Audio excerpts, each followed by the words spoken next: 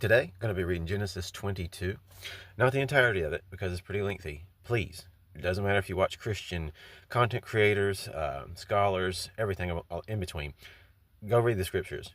Read the scriptures because it is truly nourishment for life. We need the scriptures, and you need to read it. You do need, guidance. You need to understand history and context all throughout the different books of the Bible, because it's all different books, different points in time. But we need to read them. No, don't just listen to everything people say.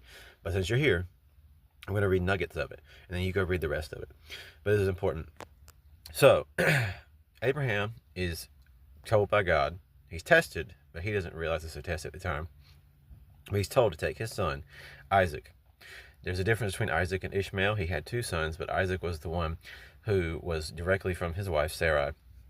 He's told to take his son and offer him up as a burnt offering. Abraham, without question, does this, which is an extreme act of faith and trust. Regardless of the outcome, he says, I'm going to do what the Lord said. So we're going to fast forward. Then Abraham reached out his hand and took the knife to slaughter his son. But the angel of the Lord called to him from heaven and said, Abraham, Abraham. And he said, Here I am. He said, Do not lay your hand on the boy or do anything to him. For now I know that you fear God, seeing you have not withheld your son, your only son, from me. And Abraham lifted his eyes and looked, and behold, behind him was a ram caught in a thicket by his thorns. And Abraham went and took the ram and offered it up as a burnt offering instead of his son. So Abraham called the name of that place, The Lord Will Provide. As it is said to this day, On the mount of the Lord it shall be provided. Now here's an important part. Here's a very important thing right here. And the angel of the Lord called to Abraham a second time from heaven and said, By myself I have sworn, declares the Lord, because you have done this, and have not withheld your son, your only son, I will surely bless you, and I will surely multiply your offspring as the stars of heaven, and as the sand that is on the seashore.